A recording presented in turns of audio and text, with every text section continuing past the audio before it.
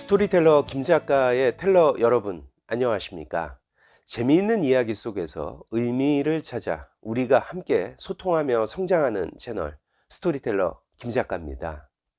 오늘의 이야기는 스벤 브링크만이라는 덴마크의 심리학 교수가 쓴 절제의 기술이라는 책에 대해서 이야기 나누고, 그 안에서 의미를 찾아 성장할 수 있는 시간을 만들어 보고자 합니다. 이 책은 2020년 3월 초판입니다. 이 책의 첫 페이지를 펼치면 제목이 나오고요.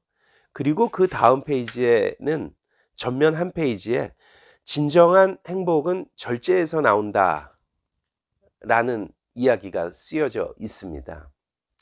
이 말은 괴테가 한 말이라고 합니다. 이 괴테라는 사람은 1749년에 태어난 사람인데요. 그러니까 지금으로부터 약 270여 년 전 사람입니다. 이 말이 2020년 지금도 회자되는 것을 보면 그때나 지금이나 우리 인간의 끝없는 욕망은 한결같은 것 같습니다. 관련하여 제 어렸을 때 이야기를 조금 하고 가겠습니다. 제가 어렸을 때 학교에서는 각 학생들의 집에 자동차가 있는지, 전화기가 있는지, TV가 있는지 등의 생활 척도가 되는 내용을 공개적으로 손을 들어서 선생님께서 파악을 하셨었는데요. 지금 생각하면 참 말도 안 되는 행태였습니다. 그런데 그때는 그랬었습니다. 또 친구 집에 놀러 가면 항상 어른들은 아이들에게 물어보는 말이 거의 비슷한데요. 아버지 어머니는 모두 계시냐? 너의 아버지는 뭐 하시냐? 너의 집은 어느 동네에 있냐? 너의 집은 몇 평이냐? 등과 같은 질문입니다. 그 어린 마음에도 참 불편할 수밖에 없는 질문입니다. 저희 아버지는 6.25 한국 전쟁 속에서 북한 황해도에서 남한으로 피난을 나오셔서 이런저런 장사를 하셨다고 합니다. 나름 당신만의 장사에 대한 철학으로 고생도 정말 많이 하셨지만, 저희 4남매 가정을 꾸리기에는 부족함 없이 경제적으로는 여유가 있었습니다. 아버지께서 가지고 계신 장사에 대한 태도는 신용 하나입니다. 뭐 더도 덜도 없습니다. 신용입니다. 여기에 그 누구도 따라올 수 없는 성실함을 장착하셨으니 당연히 장사는 잘 되어서 저희 4남매, 저희 가정, 경제적으로는 어려움을 모르고 살았다라고 생각이 됩니다. 그럼에도 어린 저에게 어른들이 너의 아버지는 뭐 하시노? 라고 물으면 장사를 한다고 하는 이야기를 하기가 참 싫었습니다. 제가 그 당시 생각하기에 좋은 직업은 선생님이나 정치가, 뭐 공무원, 회사원, 뭐 이런 거였는데요. 제가 이런 생각을 하게 된 배경에는 아버지가 평소에 저희 자식들에게 힘든 장사보다는 너희는 커서 회사에 취직을 해서 편하게 살아라 라고 하신 말씀이 마음에 있어서 그런 것 같습니다. 뭐 그래서인지 저도 25년 넘게 직장 생활만 하고 있습니다. 그러나 돌아가신 저희 아버님 바람처럼 제가 그리 편히 살고 있다라고 생각해 본 적은 없습니다. 개인 사업을 하든 봉급 생활을 하든 힘들지 않은 것은 없는 것 같습니다. 세상에는 공짜가 없으니까요. 다만 아버지께서 몸소 보여주신 당신의 성실함과 근면함을 저도 일부 몸에 가지고 있어서 오랜 시간 동안 영업사원으로서 회사 근무를 할 수 있었던 것 같습니다. 아무튼 어린 시절 저는 배움이 많지도 않고 고생스러운 장사를 하시는 아버지가 부끄럽기만 했었습니다. 하지만 지금은 제가 아버지가 되어서 저희 돌아가신 아버지를 회상하면 그립기도 하고 존경스럽습니다.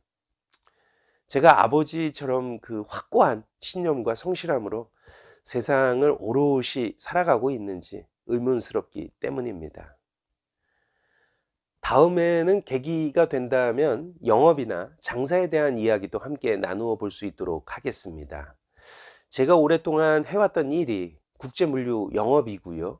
영업에 대한 중요성은 어느 업종에서든 동일하다라고 생각이 됩니다. 또한 같은 맥락에서 장사의 이야기도 함께 나누면 재미있을 것 같습니다.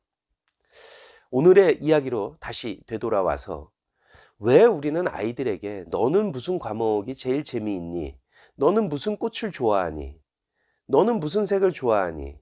정작 나를 대변할 수 있는 질문은 하지 않고 오히려 살고 있는 동네, 아파트의 평수를 가지고 선입견을 갖는지 모르겠습니다.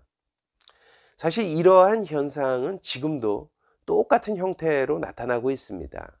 너는 무슨 대학을 나왔니? 어느 회사에 다니니? 연봉은 얼마니? 어떤 차를 끌고 다니니? 등 예나 지금이나 변한 것은 없는 것 같습니다.